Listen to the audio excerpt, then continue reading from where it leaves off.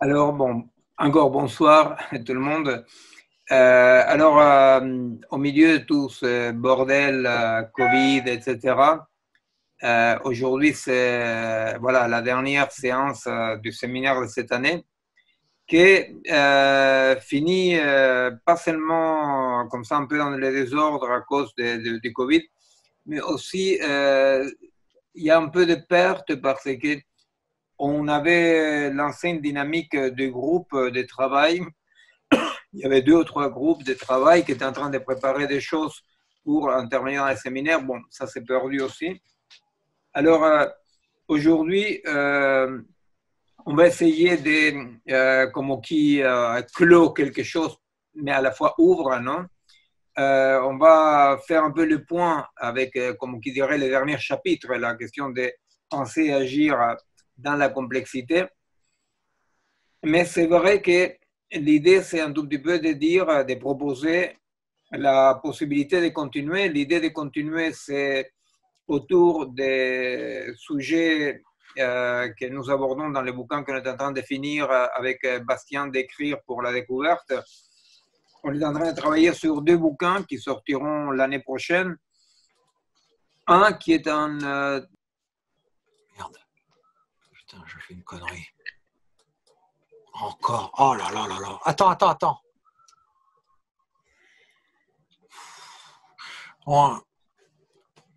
Bon, tu peux réactiver ton micro, Miguel. Excuse-moi, c'est moi qui ai fait une connerie. Je ne sais pas jusqu'où vous avez entendu, mais je disais qu'on pensait continuer l'année prochaine autour de deux axes qui ont à voir avec deux bouquins qu'on va sortir avec Bastien l'année prochaine. Le premier, qui est le travail le plus gros, qui est un véritable parcours phénoménologique et qui sortira à la découverte, qui s'appellera Les nouvelles figures de l'agir, dans lesquelles vraiment, comme on le dit, c'est un parcours phénoménologique dans le sens la continuation de ce qu'on a déjà commencé à voir dans les séminaires depuis longtemps, la continuation aussi des autres bouquins, et en essayant de trouver un tout petit peu quel est le socle de l'action possible aujourd'hui imaginable et quelles sont ces figures possibles de l'agir, qui pourrait prendre la fameuse phrase de Deleuze dans son bouquin sur Foucault. Non, la fameuse phrase, la phrase de Deleuze dans le bouquin sur Foucault, qui finit en disant on a connu l'époque de Dieu, on a connu l'époque de l'homme, espérons que la prochaine ne soit pas pire. C'est-à-dire, ça finit très pessimiste, mais en tous les cas, ça fixe très clairement le travail de Foucault dans cette idée de que la modernité, ce fut l'époque d'un mode d'une figure de l'agir, d'un mode de production du monde, etc. Et c'est vrai que notre question depuis un bon bout de temps, hein, quel sera le nouveau paradigme, quel sera le nouveau mode, quel sera le nouveau, entre guillemets, sujet. Donc, ces bouquins avec Bastien, c'est une tentative de donner une réponse depuis la phénoménologie à cette question, de dire, mais à quoi, de notre point de vue, ressemblera les nouvelles figures de l'agir? Qu'est-ce que ça sera agir dans ce monde complexe? Quel sera le dispositif? Et il ira accompagné d'un petit bouquin qui est comme une sorte de plus dans l'ordre manifeste, c'est-à-dire de donner quelques pistes plus en général, qui est un bouquin qui s'appellera La fin de l'exil, mais que ça n'a rien à voir avec mon exil, qui est un bouquin qu'on prépare avec Bastien sur la fin de l'exil de l'homme par rapport à l'environnement, n'est-ce pas? C'est-à-dire la fin du dispositif cartésien de l'homme affronté à la nature et qui se prétend devenir maître et possesseur de la nature. La proposition de ces séminaires, je vais expliquer aujourd'hui un tout petit peu une caractéristique, mis à part le côté séminaire classique comme on le fait, mais une caractéristique de comment on voudrait le faire. Et pour qu'après, éventuellement, si vous voulez participer, dire, Voilà, alors en principe, on continuera avec les trios Christian, Bastien et moi. Mais bon, on va voir un tout petit peu, c'est une possibilité. Et alors aujourd'hui, pour arriver quand même un peu à ces points-là des les nouvelles figures de l'agir, je voulais revenir à partir d'une question que nous avons abordée souvent à travers un exemple qui donne de la vie réelle, qui donne un avocat qui est un avocat Bensoussan, non sais, je ne sais pas quel est son prénom, bon, Bensoussan, en français, que lui, il est un tout petit peu un défenseur du transhumanisme, sans le dire, comme toujours, comme Laurent Alexandre et les autres. Il existe un groupe transhumaniste français qui se revendique transhumaniste, mais sinon, en général, les transhumanistes sont plutôt, se présentent comme post-organiques, c'est-à-dire se présentent comme augmentation, amélioration, etc. Bon, Bensoussan est un avocat des métiers, mais est à la fois un avocat de ce transhumanisme au post-organique. Alors, c'est un exemple qu'il donne, qui est un exemple de la vie réelle. C'est quelque chose qui est arrivé aux États-Unis, je ne me souviens pas où. Et pour parler de la possible hybridation homme-machine, n'est-ce pas? Alors, l'exemple qu'il donne est un exemple d'un accident mortel qui a eu, dans lequel est impliquée une Google Car, donc une voiture autonome. L'exemple est comme ça. Descend d'une montagne une voiture avec un conducteur qui respecte la limitation de vitesse qui est forte parce que c'est une descente de montagne, donc c'est très limité la vitesse. Derrière arrive une voiture, donc la voiture A circule avec un chauffeur qui respecte les limitations de vitesse, un seul occupant dans la bagnole. Arrive derrière une bagnole avec 5 occupants qui va absolument au-delà de la limitation de vitesse et qui s'apprête à doubler la voiture A. Donc la voiture B va doubler la voiture A. Et la voiture C, qui est la voiture Google Car, dans laquelle il y a un passager, mais il n'y a pas de chauffeur, la voiture C monte donc dans le sens opposé et se trouve donc en face de la voiture B qui arrive comme un bolide devant. Non? Alors, qu'est-ce qui se passe? Il se passe que la Google Car, à ce moment-là, il prend une décision, je ne sais pas, dans tous les cas, il agit d'une certaine façon ou comme on voudra le dire, pour une machine, n'est-ce pas? Dans tous les cas, se déplace vers la gauche et percute de plein fouet la voiture A où il y avait un seul conducteur. Et donc, le passager de la voiture Google Car C, la voiture C, meurt. Les conducteurs qui respectaient la limitation de vitesse de la voiture A meurent. Et les 5 occupants de la voiture qui violaient la limitation de vitesse, et eux sont les seuls survivants. Alors, il y a un procès aux États-Unis qui est un procès qui est un cas d'école, bien entendu, dans lequel on dit mais qui est responsable, non? Alors, une question qui émerge tout de suite, c'est de dire mais pourquoi la voiture C, la voiture Google Car, pourquoi s'est déplacée vers la gauche? Pourquoi est-ce qu'il n'a pas percuté la voiture qui était face à elle, n'est-ce pas? Pourquoi est-ce qu'elle ne s'est pas jetée dans les ravins? Ça, c'était clair, parce que la voiture était programmée pour, dans aucun cas, faire ça, par exemple. Ça, c'était comme, disons, pas possible. Mais pourquoi est-ce qu'elle s'est déplacée ici? Alors, donc, l'avocat de la défense de Google, non, va dire parce que la voiture a fait un choix éthique de préférer de sauvegarder 5 vies plutôt qu'une. Alors, la conclusion de Bensoussan, c'est de dire c'est fantastique parce qu'on voit comment dans cette même situation, un être humain peut-être aurait fait n'importe quoi sans aucun critère, en tant que là, il y a une logique, et cette logique, elle est éthique, il dit. Il n'y a pas que lui qui le dit. Alors, ceci pose beaucoup de problèmes, n'est-ce pas? Parce que Bensoussan ne s'arrête pas là, comme tous les autres postes organiques. Non? Bensoussan va dire, et voilà, il faut quand même que petit à petit, on s'habitue à vivre avec les machines, donc à cette délégation des fonctions vers les machines, parce qu'on peut voir que la machine, elle a toujours des décisions plus évidentes, plus logiques qu'un être humain. Alors, c'est là où Bensoussan va expliquer que, par exemple, personne ne douterait de s'associer à un robot d'intelligence artificielle pour jouer aux échecs, parce que c'est sûr que comme ça, on peut gagner. En revanche, si on s'associe avec un être humain, c'est moins évident de gagner. Ou par exemple, on explique, une autre femme explique en commentant ça, qu'effectivement, quand on rentre chez soi, si les machines qui communiquent entre elles, non, ce qui va être maintenant beaucoup plus important comme réalité à partir de la fameuse 5G, non, les machines qui communiquent entre elles. Alors on dit, vous rentrez chez vous, la machine vous connaît, et alors elle sait que vous êtes fatigué, elle sait que vous voulez qu'il y ait telle température, elle vous demande si vous voulez boire ci ou ça.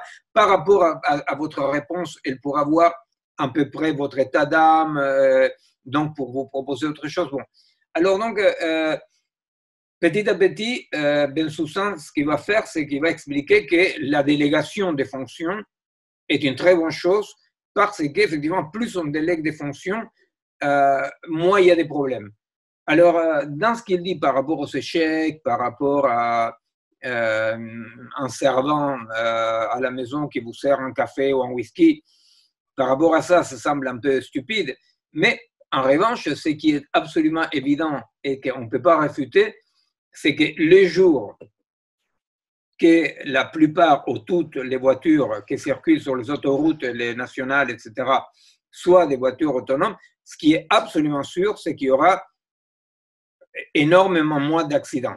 Je ne sais pas, 70% ou 80% moins d'accidents que maintenant. Alors, Bensoussan, en disant ça, effectivement, ça, ce n'est pas réfutable, hein, c'est-à-dire, il dit, ben voilà, l'homme, il faut qu'il s'habitue à cette cohabitation avec la machine. Et alors, la question qui apparaît, et qu'on lui pose à Bensoussan, bien entendu, c'est de dire, mais écoutez, maître, mais alors, quelle est la place de l'homme là-dedans? Et alors, Bensoussan répond, bah, la place de l'homme est justement de profiter de tout ce temps libre pour faire ce qu'il veut faire. Et alors, par exemple, maître, le dit un journaliste, et alors il répond, bah, par exemple, la Google Car est capable, déjà, hein, est capable de, à partir d'un parcours qu'elle doit accomplir, le mec qui monte dans la Google Car, il dit, je voudrais regarder un film. Alors, comme vous êtes profilé, la voiture peut vous proposer un film qui va vous plaire, certainement, et calculer les parcours par rapport au film. Vous voyez? C'est-à-dire que donc, la voiture dit, on va montrer un film d'1 heure et demie, alors il faut quand même que les parcours durent au moins 1 heure et demie, comme ça, du coup, on peut regarder son film jusqu'à la fin. Alors, l'idée des post-organiques, des transhumanistes, cette idée des technophiles, n'est-ce pas, est une sorte de remake d'un déjà-vu dans l'histoire, qui est beaucoup plus sérieux et à la fois beaucoup plus tragique dans tous les sens, n'est-ce pas, des mots tragiques, qui est cette idée un tout petit peu naïve qu'il y avait derrière l'idée de la société communiste, n'est-ce pas? Pourquoi? Parce qu'effectivement, l'idée un tout petit peu naïve, pas très élaborée qu'il y avait sur la société communiste, c'était que dans la société communiste, on devrait passer de la société de la nécessité à la société de la liberté, ou de la nécessité au désir. Alors, cette idée de que l'humanité, tout à coup, passerait soit au divertissement, comme il dit Bensoussan, soit à vivre de l'art, etc. Et alors, ça pose un tout petit problème. La base de ça, effectivement, pour dire pas scientifique mais technique, et ce dont on a parlé souvent dans les séminaires, l'hypothèse aujourd'hui dominante de la continuité des natures entre la machine et le vivant et l'humain, c'est-à-dire qu'en réalité, on a beaucoup du mal à trouver une place. Vous voyez, c'est parce que Bensoussan et les autres, ils se disent, bon, mais alors qu'est-ce qu'il va foutre les bonhommes, non? Qu'est-ce qu'il va foutre l'humain? qu'est-ce qu'il va foutre la bonne femme, le bonhomme, qu'est-ce qu'il va foutre une fois qu'on délègue, n'est-ce pas? Et alors, c'est drôle parce qu'il apparaît une situation absolument ridicule dans laquelle on imagine un monde dans lequel il faudrait trouver comment divertir et comment occuper la personne humaine libérée de toute contrainte. Alors, ceci pose beaucoup de problèmes, n'est-ce pas? Ceci pose beaucoup de problèmes parce qu'effectivement, d'une part, il y a la irréalisabilité de la chose, les côtés non réalisables de la chose, parce qu'effectivement, quand on voit toutes ces machines qu'on dit dématérialisées, à vrai dire, sont dématérialisées dans l'imaginaire, non? Mais un tel monde, pour peu que commence à exister, simplement que commence, même si ça ne devient pas dominant ou majoritaire, pour qu'un tel monde commence à exister, on voit bien que ce qu'il faut, c'est dévaster des régions du monde terribles pour toutes les matières premières qu'il faut pour ça, dévaster d'autres régions du monde pour les déchets terribles que toutes ces machines produisent, parce que la dématérialisation est absolument un imaginaire. Ceci veut dire qu'en réalité, comme dans tout rêve transhumaniste, déjà il y a un petit problème, mais ce n'est pas ça le problème central qu'on va évoquer, mais quand même on le nomme, c'est que ce type de projet est un projet qui seulement est envisageable dans un apartheid total. Un monde des gens qui s'emmerdent et cherchent à se divertir, et les mondes des sous-humains qui, effectivement, eux, ils sont là en train de produire sans arrêt dans des régions dévastées tout ce qu'il faut pour que l'autre partie de l'humanité s'emmerde et cherche à se divertir. Mis à part ces côtés ridicules, effectivement, la question de quelle est la place de l'homme, quelle est la place de l'humain par rapport à la machine, est une question que des gens très sérieux se posent. C'est-à-dire, des gens très sérieux se disent, est-ce que l'humain doit diriger la machine? Est-ce que l'humain peut diriger la machine? Est-ce qu'il faut limiter, est-ce que l'humain doit limiter la machine? Est-ce qu'il doit limiter la puissance de la machine? Au nom de quoi limiter la puissance de la machine, n'est-ce pas? Parce que sans oublier que limiter la puissance de la machine signifierait, dans tous les cas, une sorte de choix abstrait dans lequel on se priverait de certains possibles de la machine, mais on se priverait par décret, vous voyez? Donc par morale, ça ne serait même pas une question d'éthique. Alors, cette question-là des rapports homme-machine est une question effectivement absolument centrale. Non? Et alors, nous, notre hypothèse de travail qu'on développe, on présente ce soir, on va développer un peu, mais qu'à notre avis est une piste très importante, est qu'il y a une aporie, il y a quelque chose, il y a un impossible, quelque chose qui ne fonctionne pas dans la question même. Pourquoi? Parce qu'effectivement, si nous essayons d'imaginer un monde dans lequel les humains cohabiteraient en tant qu'humains, tels comme nous connaissons nous, les humains, n'est-ce pas, l'humain qui vit à l'occidental, etc., n'est-ce pas? Si nous gardons la conception de l'humain tel comme nous le connaissons, et on l'imagine à côté des machines qui, petit à petit, prennent toute la place. La vérité, c'est qu'on a du mal à imaginer comment pourrait avoir une hybridation, déjà à cause d'un problème de base. Hybridation veut dire deux natures différentes qui, en s'articulant, produisent autre chose. En revanche, dans l'hypothèse de la continuité des natures vivant-machine, on ne parlait plus d'hybridation. Alors, donc on s'est dit, mais à vrai dire, comment on peut imaginer les quotidiens, la vie d'un humain par rapport à la machine? Alors, un élément qui vient complexifier encore plus ces problèmes, cette situation, et c'est que nous avons travaillé, que d'autres travaillent aujourd'hui, mais qui sont des travaux qu'on n'aime pas trop voir, non? qui sont tous les travaux que, par exemple, on avait présentés dans Cerveau augmenté, homme diminué. C'est-à-dire qu'à vrai dire, ce que Bensoussan oublie et tous les transhumanistes oublient dans cette fausse problématique, fausse pour nous, homme-machine, articulation homme-machine, ce qu'ils oublient est que, à vrai dire, quand l'être humain, quand les humains délèguent des fonctions vers la machine, il y a un appauvrissement du cerveau, un appauvrissement du vécu de l'être humain.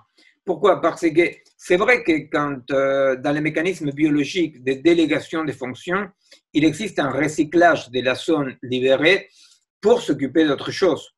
Mais ça, il faut les penser, par exemple, avec l'écriture et la lecture, des processus qui prennent 4000 années, 3500 années, n'est-ce pas? C'est-à-dire que pour qu'une sonde du cerveau délègue une fonction et que cette sonde-là, petit à petit, se recycle pour remplir une autre fonction, sont des processus de la très, très, très longue durée qui, dans tous les cas, font que dans un changement si violent comme celui de la digitalisation du monde, laisse absolument comme impossible le recyclage des zones libérées pour remplir d'autres tâches, n'est-ce pas? Donc, là, c'est une question, on peut dire, conjoncturale. Ce n'est pas quelque chose qui est dû à la machine digitale elle-même, n'est-ce pas? Et dû à une conjoncture très particulière mais inévitable, c'est que la digitalisation du monde est d'une telle force, d'une telle brutalité, d'une telle puissance et d'une telle vitesse qu'effectivement ne permet absolument pas que dans la temporalité biologique des cerveaux et des corps et des écosystèmes, et le phénomène parallèle à celui de délégation des fonctions, qui est celui de recyclage des zones libérées, ces processus ne peuvent pas se faire. Vous comprenez? C'est pas que c'est pas. Il faut être très clair parce que il ne s'agit pas d'une affirmation technophobe. C'est pas que ça peut pas se faire parce que la machine digitale aurait quelque chose structurellement qui empêcherait le recyclage. Ça, on ne sait pas. Mais dans tous les cas, ce qu'on sait, c'est que le recyclage ne peut pas s'opérer pour des questions tout bêtement de temporalité. C'est-à-dire que le temps qui prend le recyclage d'une zone qui commence petit à petit à se libérer est un temps longuissime. Et il suffit de voir, par exemple, comment presque 4000 années après l'invention de l'écriture dans la Mésopotamie, il existe encore des peuples analphabètes dans les grandes villes et dans les pays développés, comme on dit, un tiers, 2 tiers de la population est semi-analphabète, c'est-à-dire, vous savez que les pourcentages des gens qui sont incapables de lire un article du journal et comprendre ce qui est écrit dedans, déjà qui peuvent le lire, n'est-ce pas, est énorme. Donc, on voit bien comment ce recyclage et cette délégation des fonctions est un mécanisme très, très lent et qui ne s'opère jamais, tel comme le monde digital est en train de le faire, à niveau massif où toutes les cultures, tous les êtres humains de la planète sont en train de déléguer ces fonctions-là. La délégation des fonctions, je vous rappelle, commence simplement par le fait d'avoir un smartphone. C'est-à-dire que la délégation des fonctions est quelque chose que c'est pas qu'il faut avoir des machines très complexes, non, très compliquées. Bon, alors de ce point de vue-là, notre hypothèse est qu'on aimerait discuter ce soir, c'est-à-dire on est un groupe petit, alors on peut se donner les plaisirs d'échanger un tout petit peu. Notre hypothèse de travail est qu'en réalité, il n'y a aucune possibilité d'hybridation entre l'homme, l'être humain tel comme nous les connaissons, déjà individué, c'est-à-dire une forme d'individuation, pour reprendre les termes de Simondon, n'est-ce pas, et la machine, qui n'a aucune possibilité donc d'une hybridation non délétère. Alors, de ce point de vue-là, nous pensons, et c'est quelque chose que nous avons abordé souvent dans les séminaires, c'est que ce qui est en train de s'opérer aujourd'hui est un processus beaucoup plus profond et lent, dans tous les cas plus lent que la rapidité de la diffusion digitale, qui est celui d'une nouvelle individuation. C'est-à-dire que la crise actuelle que nous sommes en train de vivre, historique, anthropologique et même géologique, matérielle du monde, fait que nous assistons petit à petit à un processus très complexe que nous pouvons identifier comme de nouvelles modes d'individuation. C'est-à-dire que petit à petit commencent à émerger des nouvelles modes d'existence de ce qu'on a connu jusqu'à aujourd'hui sur la Terre. Je vais donner un exemple après, issu des travaux de mon ami dont je parlais souvent aussi, le biologiste Stefano Mancuso, avec lequel on a ce vendredi une rencontre aussi par Zoom, une discussion. Si quelqu'un veut, après, on peut donner les renseignements. Alors, au fait, notre hypothèse est que si l'hybridation doit avoir, cette hybridation, donc non délétère et vraiment avec deux natures différentes, doit se faire avec ce qu'on pourrait appeler d'une façon un tout petit peu caricaturale un pas en arrière par rapport à l'homme occidental tel comme nous le connaissons aujourd'hui, dans des pratiques qui permettent d'aller vers des dimensions de pré-individuation, n'est-ce pas, des dimensions d'un autre mode de production du vivant et du monde, et que si hybridation doit avoir de façon non délétère, de façon intégrée, de façon organique, cette individuation certainement se fera entre ce que nous nommons les champs biologiques et la culture, pour ceux et celles qui se rappellent du Mamotreto, et les mondes digital. C'est-à-dire que ce qui peut s'hybrider, donc si à niveau de l'homme déjà individué, tout ce qu'il peut avoir, c'est ce que nous vivons aujourd'hui, une colonisation délétère du vivant et de la culture par la puissance digitale, pour qu'il y ait une hybridation organique, saine, non délétère. Nous pensons que ceci ne peut se passer que par un pas de côté, un pas en arrière, dans lequel justement l'humanité, comme nous l'avons vu souvent, c'est-à-dire au cours des séminaires, l'humanité en tant qu'espèce peut retourner de l'exil, c'est la fameuse figure du retour de l'exil, et trouver ce que Prigogine appelait une nouvelle alliance avec l'environnement, avec la nature, n'est-ce pas?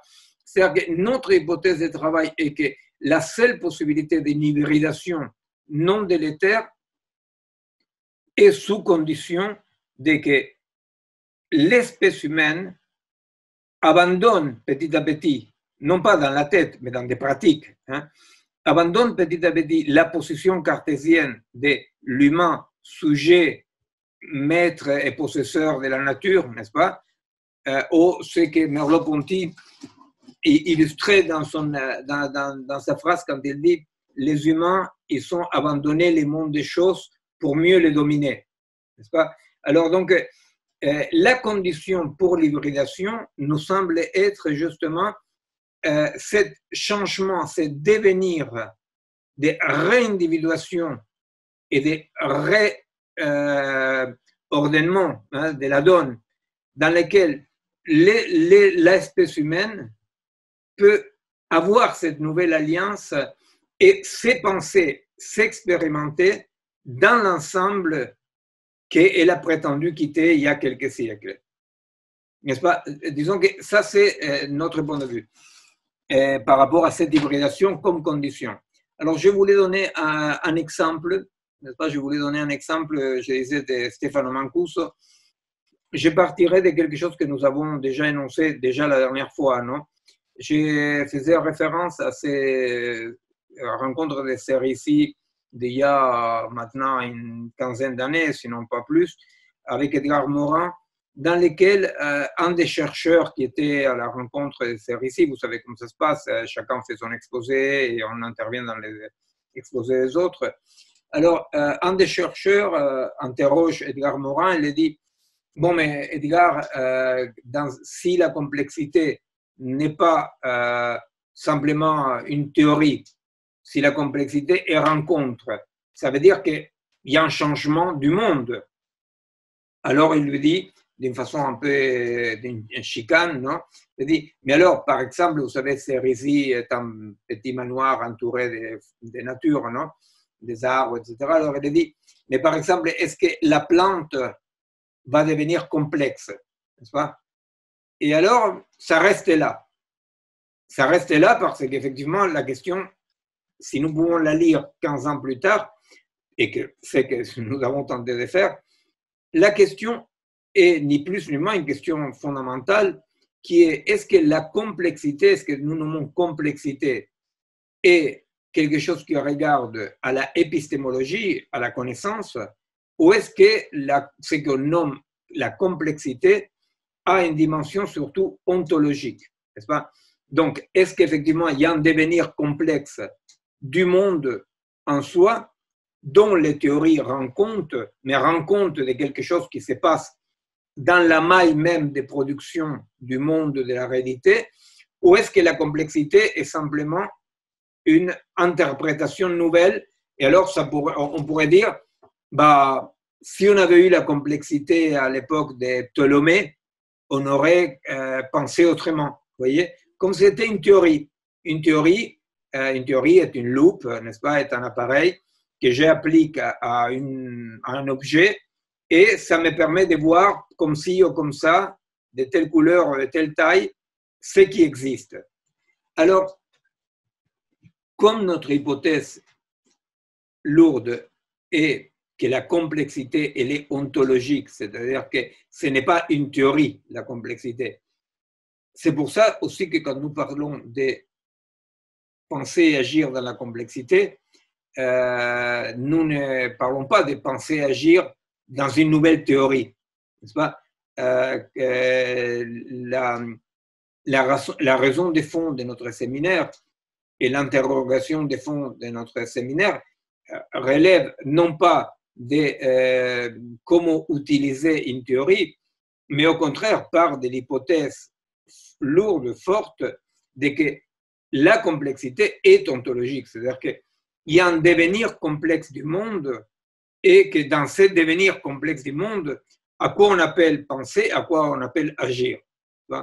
Alors, l'exemple qui vient de Stefano Mancuso est le suivant, et qui est celui sur lequel je vais discuter avec lui vendredi, n'est-ce pas? Vous savez, peut-être tous et toutes, vous avez entendu parler ou pas des travaux de Mancuso, c'était très vulgarisé, très divulgué, on dit vulgarisé, diffusé, non? Enfin, Stefano Mancuso est quelqu'un qui est très drôle parce que quand je l'ai connu il y a très longtemps, il venait de créer à Florence une chaire de neurobiologie des plantes végétales. Alors, la première fois que je l'ai rencontré, je l'ai charrié et j'ai dit, ah, tu sais, moi, j'ai fait de la neurophysiologie aussi, mais très limité parce que c'est sur les mammifères et les animaux, non? En tant que toi, tu fais des plantes, non? Parce que ça me semblait vraiment très, très drôle. Moi qui ai travaillé depuis 25 ans dans la neurophysiologie de la perception, neurophysiologie, pour nous, ça veut dire c'est que le mot dit neuro, ça veut dire que tu as un système nerveux central ou pas, mais dans tous les cas, tu as un système nerveux. Alors, les travaux de Stefano Mancuso qui sont tout à fait accessibles par Internet, vous pouvez regarder ces travaux avec des films qu'il a fait parce que c'est les films les plus importants dans les travaux de Mancuso. Il va montrer comment des plantes qui n'ont pas les organes qu'il y a un animal, un mammifère, mettons, voilà, vont remplir les mêmes fonctions qui remplissent, par exemple, chez nous, la vue, l'ouïe, les touchés, l'odorat. Ils vont remplir les mêmes fonctions qu'à nous nous sert tout ça, non? Sans avoir les organes que nous avons pour faire la chose. C'est compréhensible? C'est-à-dire que c'est ce que Stefano a trouvé. Et la vérité, c'est que quand j'ai connu Stefano et ses travaux, que je les ai connus dans les mêmes jours, parce que dans les congrès où on se rencontrait, où il était un tout petit peu les rigolos, avant qu'il expose ses travaux, non? Après, c'était une révolution, on venait d'assister à une révolution. La vérité, c'est que les travaux de Stefano, d'une façon moins développée, moins théorisée, mais ont la même profondeur que les travaux de Varela, avec lesquels j'avais travaillé des années il y a longtemps à la Salpêtrière, quand il va faire la fameuse grande révolution où il va dire il n'existe pas de perception, c'est-à-dire je ne perçois pas le monde, j'ai construit le monde d'après l'architecture de mon système nerveux. Et Stefano, effectivement, il va opérer une révolution, ce qui est très drôle, hein, si vous pouvez vendredi voir la rencontre, vous verrez, dont il est une telle profondeur, la révolution qu'il va opérer, que lui-même, il a des difficultés à réaliser les contours et la profondeur, non, de la révolution. Pourquoi? Parce qu'effectivement, une des choses que fait Stefano Mancuso, et après on va revenir à la question de la complexité et du monde complexe, une des choses qu'il va faire, c'est ni plus ni moins qu'abolir dans cette époque actuelle, parce que toute époque d'une crise profonde est une époque dans laquelle les modes d'individuation, qu'est-ce que sont les choses, changent, n'est-ce pas? Qu'est-ce qu'est une chose, change. Et alors, Stefano, sans du tout être un philosophe, un épistémologue, chose qui est justement la valeur, non? Parce qu'il ne voulait pas montrer quoi que ce soit à ces côtés-là, mais il va montrer qu'on est dans un monde d'un tel changement objectif que la fameuse barrière taxinomique fondamentale qui était entre l'animal et le végétal, s'il n'est pas abolie, elle devient très poreuse dans tous les cas. Vous voyez, c'est-à-dire que du coup, Stefano, en montrant comment les plantes, d'une façon différente que l'animal, que l'animal, remplit les mêmes fonctions, du coup, les côtés communs plante-animal deviennent plus importants que la différence plante-animal. Vous comprenez? C'est-à-dire que finalement, tout à coup, le mec, il dit je me suis rendu compte, et vous le verrez dans les travaux, c'est très très simple, ce sont des petits films dans lesquels vous voyez la chose. Il va dire je me suis rendu compte dans mon boulot que c'était des années de photographier, de filmer des plantes, de tout ça. Je me suis rendu compte que finalement, entre les animaux et les plantes, il y avait plutôt une différence des méthodes qu'une différence des natures. Si vous comprenez ce que j'étais en train de dire, c'est d'une folie, quoi. C'est d'une folie.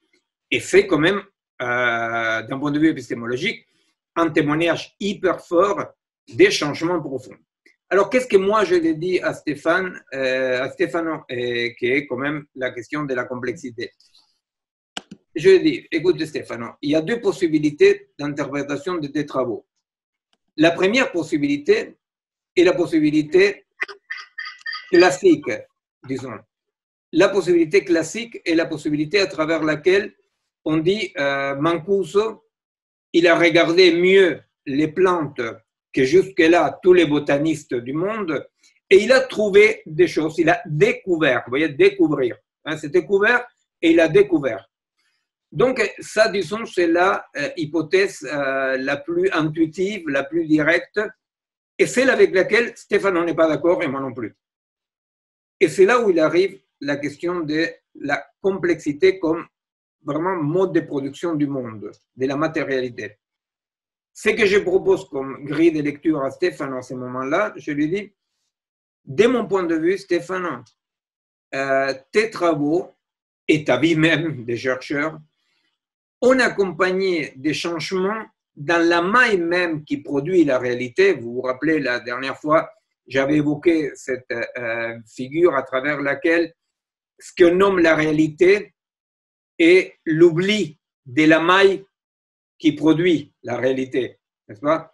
Je vous avais dit, effectivement, l'oubli de cet oubli s'appelle le réalisme, n'est-ce pas? Donc, la réalité est cette forme de stabilité dans laquelle tous les êtres vivants ont besoin de vivre, dans une sorte de stabilité qui apparaît comme une réalité, qui est fondée sur une maille qui, elle n'est pas du tout stable, au contraire, comme le propre de tout vivant, et s'éloigne en permanence de l'équilibre pour continuer la production. Alors donc, moi ce que je dis à Stefano, c'est que, de mon point de vue, tu es quelqu'un qui est modifié déjà, lui-même est modifié dans son rapport avec son objet d'étude, et ce qui permet de créer un socle de réalités différents basé sur cette modification à la base. Ça veut dire quoi? Ça veut dire que pour que Stefano puisse voir ce qu'il voit et qu'il montre, il faut que le Stefano lui-même soit dans un devenir des chercheurs qui lui permet d'accompagner des changements dans la complexité même de la production du monde. Effectivement, pour affirmer ça, nous devons partir d'une base absolument phénoménologique, qui est de dire que la maille sur laquelle la réalité se fonde n'est pas une maille qui existe toujours égale à elle-même. Non? D'un point de vue phénoménologique, on dit la maille qui va construire la réalité est un pur devenir permanent et changeant, sur laquelle apparaît la réalité. Alors, dès notre point de vue, et que Stefano donc, est d'accord là-dessus pour travailler ensemble, il va dire, oui, c'est vrai, ce n'est pas que j'ai découvert quelque chose qui était déjà là depuis toujours et que personne n'a vu. Ce qu'il y a, c'est que, effectivement, ce mode de découpage de la réalité correspondait à un stade de production de la maille, non, de la matérialité même du monde, pour dire comme ça, différent à celui d'aujourd'hui. Alors on dit non, mais si les plantes remplissaient telle fonction et telle fonction, ils les remplissaient déjà au temps de Ptolémée. Et le problème, c'est qu'on nomme plante un découpage qui correspond à un paradigme. C'est là où la porte s'ouvre, si vous voulez. C'est-à-dire qu'on ne nomme pas plante toujours à la même chose dans tous les paradigmes épistémologiques et ontologiques. Hein? Par exemple, si on se rappelle les fameuses 4 ontologies de Descola, eh bien, pour quelqu'un qui vit dans un monde animiste, il ne va pas nommer plante, absolument pas, à la même chose que quelqu'un comme nous, un occidental naturaliste, non plante, par exemple. Et plus encore, pour un esquimal, la neige n'existe pas. Cet ensemble que nous découpons comme neige relève d'au moins une cinquantaine de choses différentes que nous n'expérimentons que comme neige. Alors la question qui va du côté de la phénoménologie est de dire, mais lequel des deux est plus vrai? Lequel des deux est plus proche d'une neige en soi, pour dire comme ça? Et la réponse de la phénoménologie est, il n'y a pas de neige en soi. Il y a une interaction entre les différents individus, non? Individus dans le sens d'espèces, tout, non? Entre les différents participants d'une réalité historique, n'est-ce pas? Il y a qui vont produire ce découpage-là. Mais il n'y a pas ni une plante archétypale, vous voyez, dans un sens platonicien. C'est-à-dire, il y a la plante et il y a différentes connaissances de la plante. C'est compréhensible, ça? Il n'y a pas la plante et différentes connaissances de la plante. C'est là où il y a la tangente que la phénoménologie ouvre et comporte. De se rendre compte qu'en réalité, la vie et la vie des humains se déroulent sur un plancher, un pur devenir phénoménal, dans lequel chaque découpage taxinomique ne correspond pas à une meilleure ou pire adéquation avec la chose. Vous comprenez? Il n'y a pas d'adéquation avec la chose. Il y a un mode de production de la relation.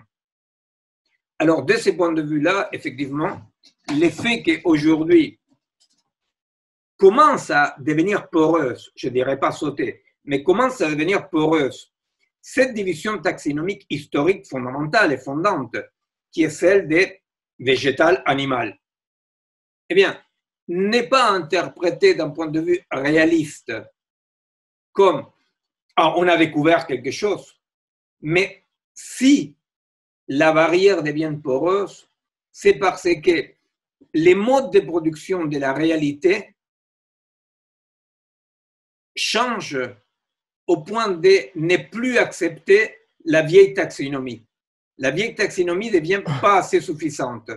Vous comprenez? Donc, ce n'est pas une découverte. Vous voyez? Et c'est drôle parce que tout le monde parle de Mancuso, tout le monde interpelle Mancuso sous les modes de la découverte.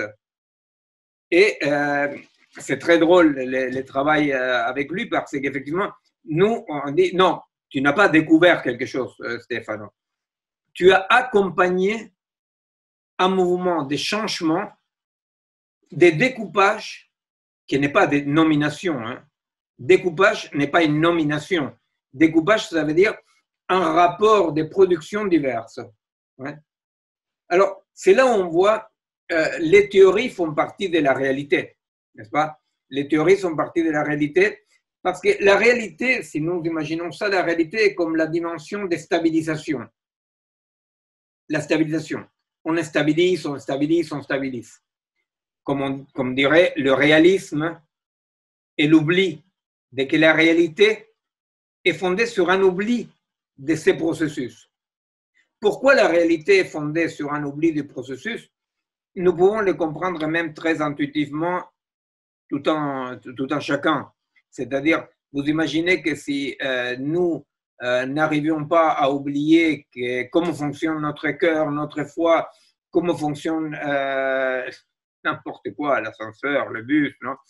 Si on n'arrive pas à un niveau d'oubli, si on n'arrive pas à une du-prix saine, non, un niveau de du-prix qui nous fait croire à la stabilité de ce qui existe, on ne peut pas vivre, n'est-ce pas? C'est-à-dire qu'il y a deux figures classiques, mettons, de ne pas oublier la maille de production, c'est la psychose ou les chercheurs ou l'artiste, n'est-ce pas?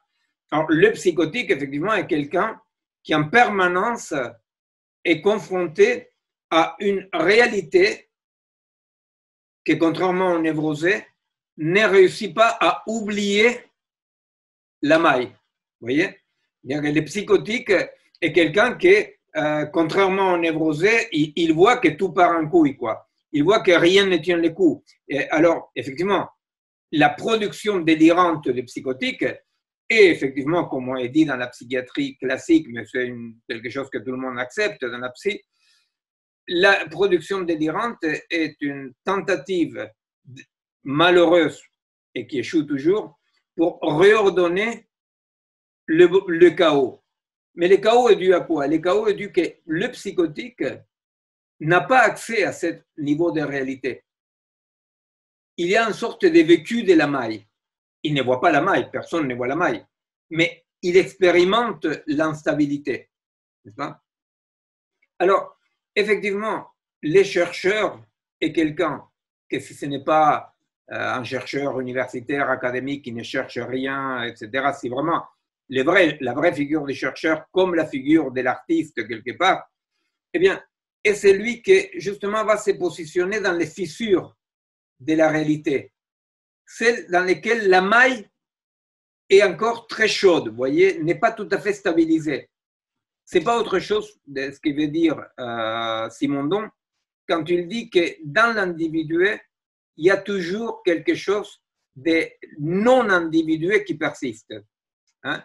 Si on reprend ces catégories-là pour expliquer la même chose, on peut dire que le névrosé est quelqu'un qui est convaincu que l'individué est comme ça, n'est-ce pas? Et le psychotique est quelqu'un qui voit que l'individué ne tient pas le coup. Bien. Et le réalisme, effectivement, le réalisme est l'autre étape dans laquelle, si la réalité est cet oubli dynamique, le réalisme est l'oubli de l'oubli. C'est-à-dire qu'on oublie qu'on a oublié. Alors, c'est tous les savoirs universitaires ou autres qui se présentent comme la réalité est ça. Hein? La réalité est ça, les choses sont ça, etc. Bien. Alors, de ce point de vue-là, effectivement, nous disons, avec Mancuso, la réponse à les chercheurs dont je ne me souviens pas le nom, qui interpellait Morin, on dit, bah oui, la plante devient complexe. Non pas parce que la même plante délimitée par, je ne sais rien, vous voyez, un grec, etc., comme j'appelle celui de la nature, le point de la nature. Bon, peu importe. Peu importe, quelqu'un qui aurait fait un herboriste grec d'il y a 2000 ans, n'est-ce pas? C'est pas que c'est la même plante, n'est-ce pas? Et que, comme on dit, voilà, il a découvert autre chose. C'est cette idée quand même de qu'effectivement, les chercheurs, comme l'artiste, va à accompagner ces changements dans la maille qui déclarent insuffisante la taxonomie et la théorie antérieure. Là-dessus, si vous voulez, la science est une pratique très singulière parce que la science est la seule pratique dans la réalité, dans les strates de la réalité, qui dit qu'aucune théorie a le droit à une stabilité éternelle. Non, il va dire, la science va dire, toute théorie doit être réfutable. C'est pourquoi Popper's, à juste titre, va mettre la psychanalyse en dehors de la science, n'est-ce pas? Parce qu'il va dire, Freud, il dit, il y a l'inconscient, mais bon, il y a l'inconscient, mais et alors, tu ne peux pas dire s'il y a ou il n'y a pas, non? Il va le mettre du côté du religieux parce qu'effectivement, c'est aussi stupide de dire que Dieu existe et que Dieu n'existe pas. C'est-à-dire, Dieu existe et Dieu n'existe pas. Sont des niveaux de stabilité qui ne supportent absolument pas une preuve de la maille. N'est-ce pas? Alors, la science, avec l'art, peut-être avec les militants révolutionnaires, peut-être, ou avec la pratique amoureuse, sont les seules pratiques dans lesquelles des humains se situent près de la faille de la réalité qui laisse apparaître les allers-retours et les éruptions de la maille. Alors, effectivement, bon voilà, ces découpages-là fait dire que tout à coup, ce n'est pas qu'on a donc découvert quelque chose, c'est qu'on accompagne un changement. Alors, bon, voilà, c'est un tout petit peu ce qu'on affirmait au départ, mais bon, on peut y revenir, mais je vous dis, c'est quand même, l'idée, c'est, à partir de là, on va aller aujourd'hui, mais c'est les projets de la suite, et en tous les cas, de 2 bouquins qu'on va sortir avec Bastien, c'est quand même l'idée de que la complexité n'est absolument pas épistémologique, la complexité est un niveau, un mode nouveau de production de la maille dans lesquels certainement interviennent des éléments de l'anthropocène, des éléments démographiques, des éléments de tout type, qui font que les modes de production de la maille changent d'une façon radicale, qu'on nomme à niveau de la théorie, on nomme complexité, mais qu'on ne fait pas référence donc à une théorie, on fait référence à une irruption qui ne peut plus être traitée, comprise, abordée avec les éléments du paradigme antérieur. Ça, c'est le point, de mon point de vue, fondamental. C'est-à-dire, cette irruption n'est pas une découverte. Cette irruption est un trou dans la théorie et dans la réalité qui manifeste de façon transductive, et non pas traductive, transductive, n'est-ce pas, une consonance entre les modes de la réalité et les niveaux sous-jacents des productions de la maille. Alors, de ce point de vue-là, effectivement, quand on se pose la question du changement, de l'agir dans la complexité, eh bien, il apparaît un tas de problèmes qu'on voulait aborder de façon plus de dialogue avec vous. Parce que si nous disons ces changements profonds de paradigme, donc n'étant pas un changement des visions du monde, mais du monde dans sa matérialité, une des conséquences, et celle que nous avons abordée souvent dans les séminaires, et qu'effectivement, la disparition de l'homme, c'est à quoi fait référence la petite phrase de Deleuze dans le bouquin sur Foucault, qui dit « On a connu le monde de Dieu, on a connu le monde de l'homme, c'est autre chose ». Mais ça signifie quoi, cette autre chose? Si ce n'est pas un point de vue théorique, si ce n'est pas un abord d'une cosmovision, n'est-ce pas? C'est quoi dans la matérialité? Eh bien, une des conséquences dans la matérialité, nous l'avons vu quand Bastien il a développé à plusieurs reprises la problématique de l'émergence des nouveaux sujets de droit, n'est-ce pas? C'est-à-dire que l'homme, la disparition de l'homme, non, l'homme de la modernité, non, la disparition de l'homme fait que si l'homme n'est plus ce sujet qui regarde le monde en tant qu'objet et qui essaie de dominer, si l'homme n'est plus ce sujet-là, si l'homme retourne de l'exil, l'homme n'est plus du tout considéré comme le sujet, n'est-ce pas, unique, etc. Et on les voit dans la pratique juridique apparaître, hein, on voit les symptômes parce qu'ils apparaissent de nouveaux sujets de droit, de nouveaux sujets. C'est-à-dire que l'homme perd les monopoles, de par ses retours de l'exil, perd absolument les monopoles d'être le seul sujet. Alors, la question c'est, par rapport à l'agir, la question c'est, mais quel est un agir possible? Quel est un agir possible si l'agir cartésien, l'agir de la domination, de la possession de la nature, etc., n'est plus de mise? Eh bien, effectivement, c'est là où la voix postmoderne, un peu nihiliste, narcissiste s'élève pour dire, mais à vrai dire, il n'y a aucun agir, personne n'agit, ça agit. Il y a un ça agit qui, de façon étonnante et suspecte, non, coïncide fort avec le ça agit des forces du marché, des forces des big data, n'est-ce pas? Ça agit, ça agit.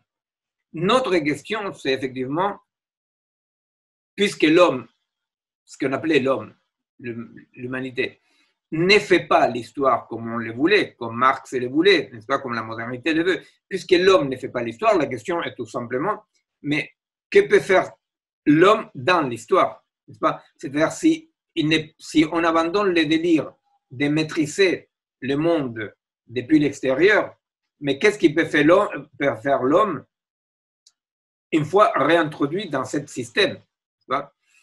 Alors là, c'est un vrai problème. Là, c'est un vrai problème parce qu'effectivement, un des corollaires qu'on travaillait cet après-midi avec Bastien, c'est par exemple la perte de toute promesse que l'homme de la modernité s'est fait à lui-même. Vous savez, l'homme de la modernité, il est celui qui est son prophète et son messie.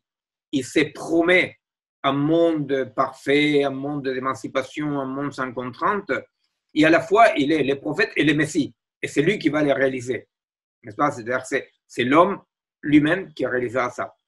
Eh bien, si l'homme perd cet horizon de promesses, une des choses, et un des symptômes que nous pouvons éprouver tous les jours, malheureusement, et avec beaucoup de tristesse, c'est que l'idée même de que pour cet homme, sujet central du monde, lui était promis la justice sociale, n'est-ce pas? L'idée de que l'homme était la figure sacrée, la figure intouchable de l'humanisme, etc. Eh bien, cet homme-là, dépossédé de la fonction de sujet de l'histoire, il perd, par exemple, entre autres, cette idée d'une justice sociale comme un objectif promis et dû. Promis et dû. Et nous le voyons tous les jours, ça. Nous le voyons tous les jours parce que dans la modernité, peut-être les plus jeunes, ils doivent faire un effort pour imaginer ça, mais dans la modernité, et jusqu'il y a 40 ans, 50 ans, ça restait valable, toute lutte sectorielle, pour plus petite que ce soit, toute lutte, toute révolte, toute révolution, était lue dans les paradigmes téléologiques de la modernité qui disait que l'histoire de l'humanité et même l'histoire du monde lui-même était cette histoire d'émancipation, n'est-ce pas, cette histoire d'émancipation. C'est-à-dire que l'homme va vers cette future radieuse, cette future promesse. La perte de la place centrale de l'homme fait perdre ça, fait perdre ça. Alors, dans toute lutte, il suffit de voir des bouquins des révolutionnaires d'il y a un siècle et même moins, hein, pour voir comment l'interprétation de toute lutte était comme si chaque lutte était la manifestation locale de ces parcours historiques que l'homme devait accomplir. Vous comprenez? C'est-à-dire que d'un point de vue progressiste, c'est le cas de le dire, de gauche, marxiste ou pas, s'il y avait une lutte, peu importe où, à Pétanchenock, cette lutte-là, qui pouvait être une lutte pour la possession d'une terre, pouvait être une lutte d'un secteur, pouvait être une lutte pour un salaire, pouvait être une lutte anticolonialiste, peu importe, même une guerre, n'est-ce pas? Dans les paradigmes de la modernité, toute lutte, tout conflit était la manifestation de ce devenir téléologique historiciste vers la promesse. Alors, dans aucune lutte, les deux pouvaient avoir raison, n'est-ce pas? La lecture progressiste consistait à interpréter lesquels des deux côtés, des deux factions en conflit, ou des trois, ou peu importe, n'est-ce pas? Lesquels des deux allaient dans le sens de l'histoire et lesquels n'allaient pas dans le sens de l'histoire. Vous savez, c'est un tout petit peu les contraires de cet apologue bouddhiste qui dit que deux moines se promenaient par les potagers et un de deux voit une limace, il va l'écraser. Et alors l'autre dit non, on ne la touche pas, c'est une forme de vie. Alors l'autre il a dit oui, c'est une forme de vie, mais ils bouffent, non, les tue, nous prive de manger. Alors ils ne savent pas comment résoudre le problème, les deux moines, c'est pour dire si les moines ont des problèmes dans leur couvent. Et ils vont voir donc les gourous. Et alors, il explique. Un, il voulait écrabouiller la chenille. Qu'est-ce que je dis? La chenille. Voilà. La chenille, l'autre, il voulait respecter la chenille. Et alors, les gourous, il médite un moment, il dit, vous avez tous les deux raison. Ça, c'est très anti-moderne. La version juive de l'histoire, vous savez, c'est qu'ils vont voir les rabbins, tu vois, et les rabbins, ils disent pareil, tous les deux, vous avez raison. Il y a un mec à côté qui dit, mais Rabbi, vous avez dit que tous les deux ont raison, mais tous les deux disent des choses diverses. Et le Rabbi, le Raya, il dit, toi aussi, tu as raison. Bon, ça, c'est anti-moderne. Parce que dans la modernité, effectivement, le sens de l'histoire se manifeste pour qui a les bonnes lunettes dans toute lutte. Donc, ça veut dire que l'universel est un socle qui précède la manifestation des mouvements. Vous comprenez? Or, qu'est-ce qui se passe aujourd'hui? Aujourd'hui, on voit très bien que des luttes, il y en a partout. Des révoltes, il y en a partout. Le monde actuel est d'une violence beaucoup plus supérieure aux fameuses luttes des années 70. Sauf que ces luttes-là sont des luttes qui ne permettent aucune lecture en termes universels. Ils ne permettent pas de dire « Ah, voilà là la manifestation du sens ». Chaque lutte peut avoir un sens ou non-sens, mais il y a une sorte de divergence. Et comment ça se manifeste ça ici en France, par exemple? Par l'appel désespéré permanent des militants pour la convergence des luttes. Vous voyez? C'est-à-dire que l'idée de faire converger les luttes est un symptôme social majeur de la disparition du socle commun qui n'avait pas besoin de faire converger les luttes, vous voyez, parce que les luttes étaient déjà émergées d'un socle commun, vous voyez. Or, aujourd'hui, on dit comment on peut créer du commun, hein, c'est la problématique philosophique centrale, comment dans notre monde on peut créer du commun. Bon. Alors, ça c'est parmi d'autres choses, n'est-ce pas?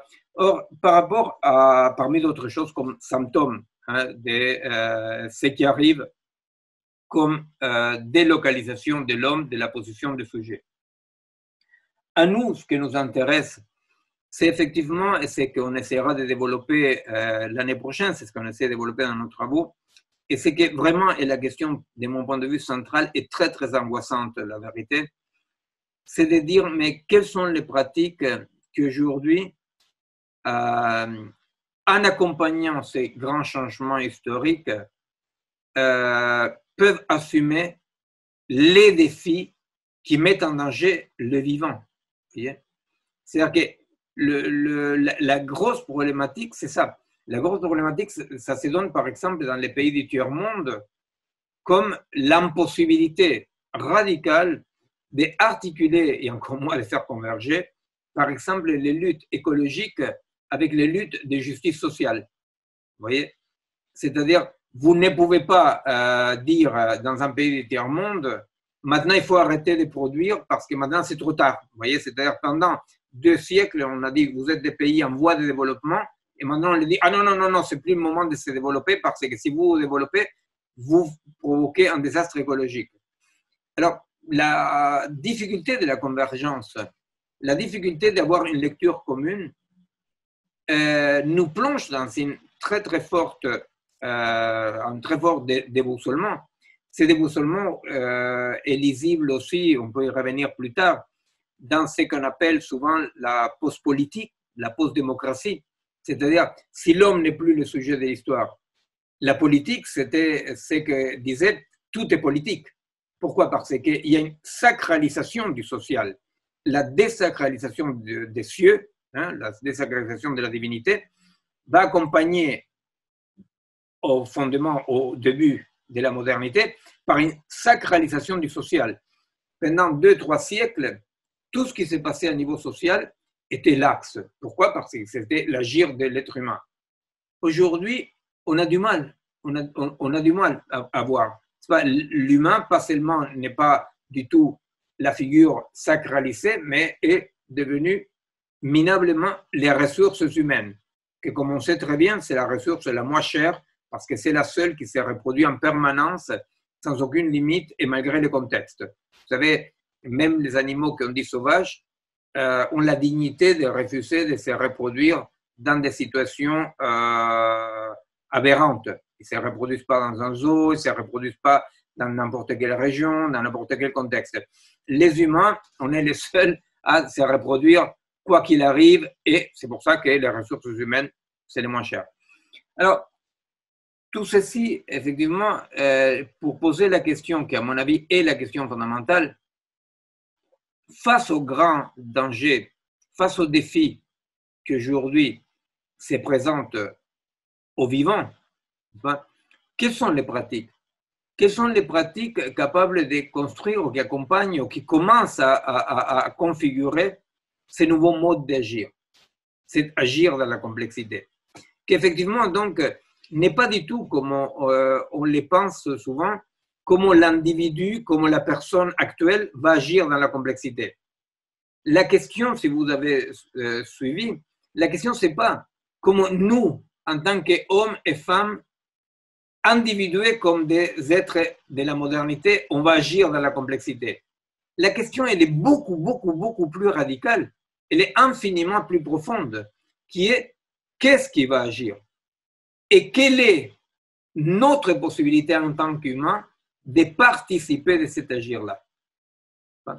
Alors, de ce point de vue-là, une petite réflexion matérialiste nous aide à comprendre qu'il s'agit dans aucun cas de prendre conscience, de simplement aller voter pour les écolos ou autres, ou d'être en connaissance des désastres, ou avoir une opinion de droite, de gauche. C'est pas ça. Pourquoi? Parce que, à vrai dire, c'est que tous les siècles, 20e siècle a montré, c'est que les modes de vie déterminent à tel point les modes de pensée, les modes d'investissement, ce qui va être le plus important, le moins important. Les modes de vie déterminent à tel point ce que nous devenons, qu'à vrai dire, les grandes révolutions comme ça qui ont apparemment, ils allaient changer des fonds en comble, notre rapport au monde, etc. À vrai dire, ils ont changé très peu de choses, voire rien. Prenons par exemple quelque chose que, bon, d'un point de vue psychanalytique, est si important, bon, pour moi pas, mais mettons, qui est le rapport à la sexualité. Prenons 2 moments en Occident. Les premiers, c'est les fameux 68 et 70 dans le monde entier, quand tout à coup, apparemment, il y a une libération absolue de la sexualité et pour les plus jeunes, vous ne pouvez pas imaginer comment, aux années 70, dire qu'on avait un rapport privilégié avec quelqu'un, c'était considéré comme un péché. N'est-ce pas? Parce que, non, on devait avoir des rapports ouverts avec tous. Alors, cette fameuse révolution sexuelle, petit à petit, comme les hommes et les femmes vivent dans des appartements, dans des maisons, comme ils ont leurs petites bagnoles pour aller au boulot et revenir, comme ils ont leurs comptes en banque, petit à petit, ce vent fantastique d'émancipation, eh bien, il est devenu une toute petite brise, n'est-ce pas? C'est-à-dire, ça a changé quelques modalités. Mais finalement, on retrouve la famille monogamique, nucléaire, les infidélités merdiques, comme ça, à côté, bien cachées pour se donner des émotions, n'est-ce pas? Mais après la grande révolution sexuelle de 68, on retrouve absolument les mêmes dans les mêmes modes de vie bourgeois. Après, il y a une deuxième grand changement, révolution ou pas, comme on veut l'appeler, qui était autour des années 80-90, quand tout à coup arrive cette sorte de pornification, devenir pornographique de la société. C'est-à-dire, tout à coup, il y a une explosion comme ça de la pornographie, d'une sorte de grossièreté, la désacralisation de la fidélité, de la sexualité, etc. 15 ans après, 20 ans après, qu'est-ce qui se passe? Eh bien, tous ces couples, toutes ces personnes qui effectivement voulaient des expériences, échanger, etc., eh bien, comme ils vivent dans des petites maisons et dans des petits appartements, qu'il faut payer les loyers ou les crédits, comme ils ont une petite bagnole pour aller au petit boulot et revenir, eh bien, ils sont retombés dans la fidélité, la famille monogamique, nucléaire, avec des petites infidélités pour agrémenter la vie. Cet exemple-là par rapport à l'érotisme, c'est pour dire que si nous voulons penser un changement de notre rapport au monde par rapport à ces mondes de la complexité et menaces, et les menaces qui nous convoquent, il faut bien tenir compte que ces changements-là ne peuvent pas être un changement des consciences. Ça ne peut pas être un changement des points de vue ou d'opinion. Que ces changements-là ne peut, dans les meilleurs des cas, qu'être favorisés petit à petit par des pratiques très profondes comme celles que j'illustrais de Stefano, n'est-ce pas? Ces pratiques que pas tout le monde peut avoir, ces pratiques-là. Peut-être les chercheurs, les artistes, peut-être les amoureux, peut-être certains militants politiques assez radicaux. Enfin, c'est 2, 3, 4 maximum pratiques humaines dans lesquelles des gens interrogent la réalité pour connaître un tout petit peu ce que de la maille fait force, non? Ce que la maille nous convoque. Alors, ça c'est un tout petit peu la question des nouvelles figures, comme nous voulons la traiter. Avec Bastien, on avait pensé que ces derniers chapitres de l'année plutôt étaient pour présenter un tout petit peu, faire un petit point. Mais moi, je vous propose, si vous êtes d'accord, de passer un tout petit peu en dialogue, questions-réponses. On n'est pas hyper nombreux, alors c'est possible de parler entre nous. Voilà. Écoute, Miguel, merci pour ton intervention. J'ai deux interventions. La première de Sergio Sarnelli, qui a écrit des questions, en fait. Je vais te lire, tu y répondras, et après, Sergio, s'il souhaite, il pourra aussi intervenir. Mais je vais déjà lire les questions.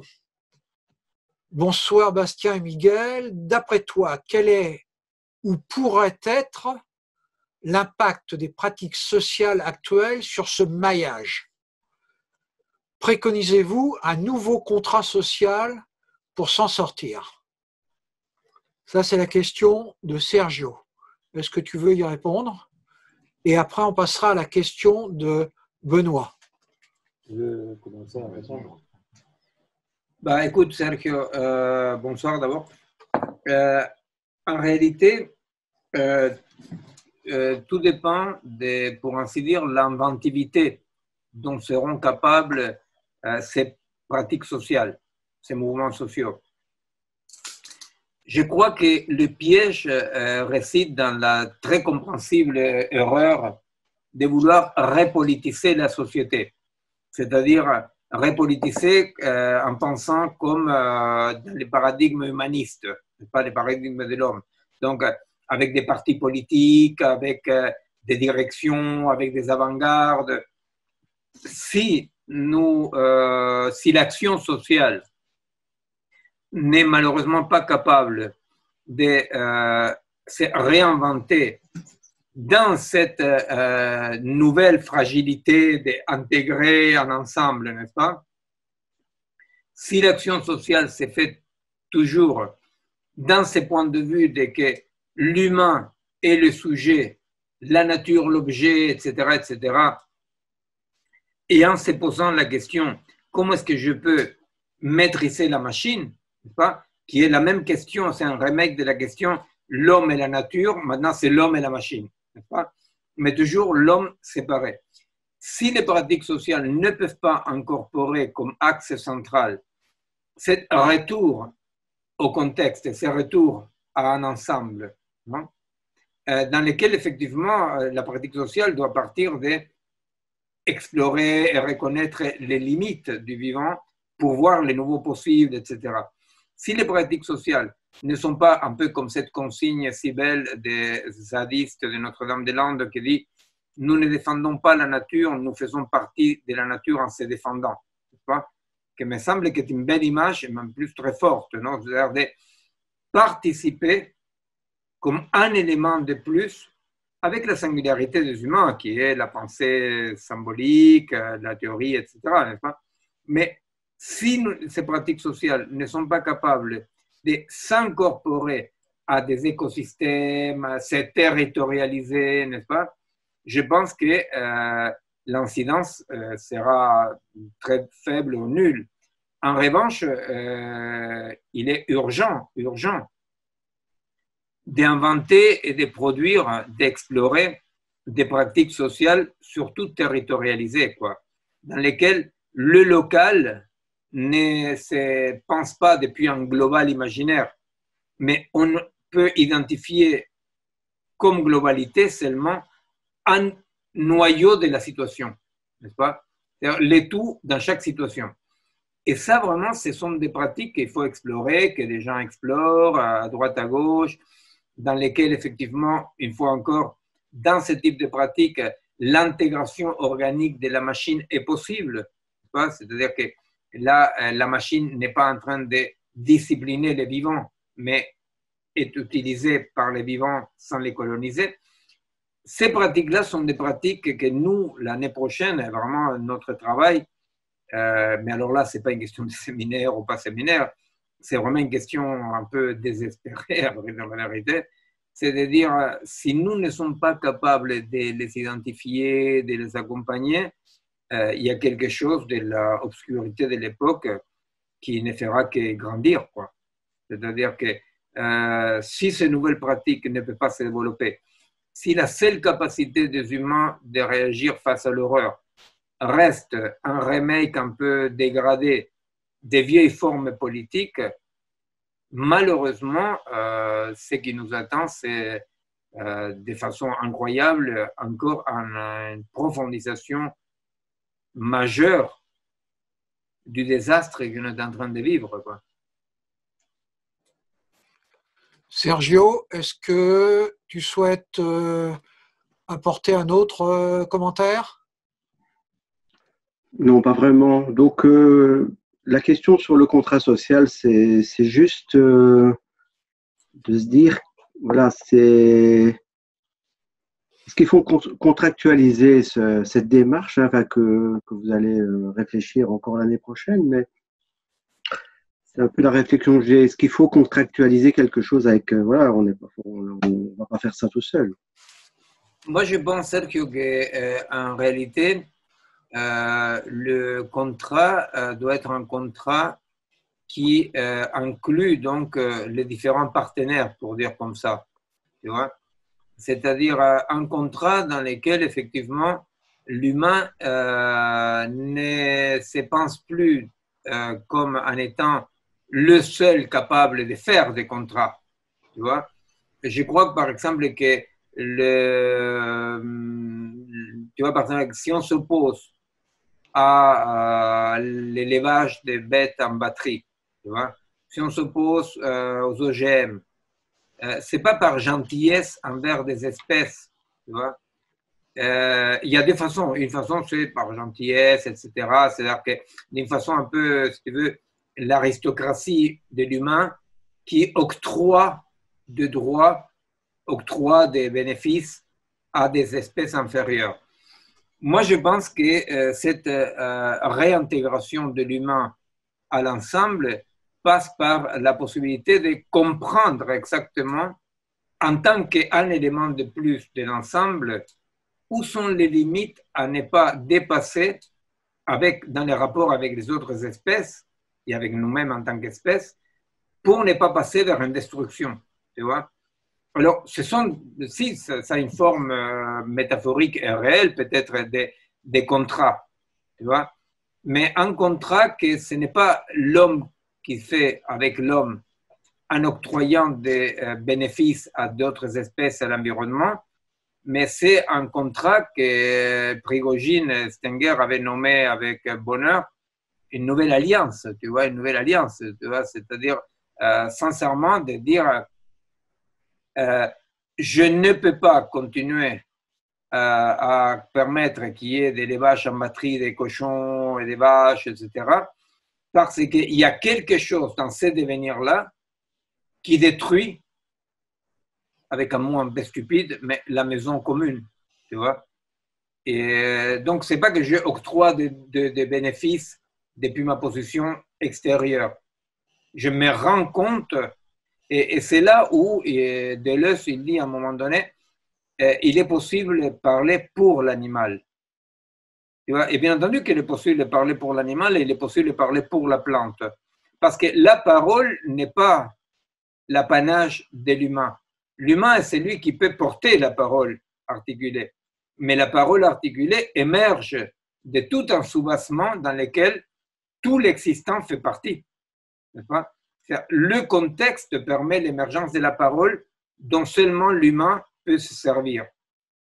Mais la parole et la pensée est un combinatoire qui émerge d'un ensemble infiniment plus vaste que l'espèce humaine.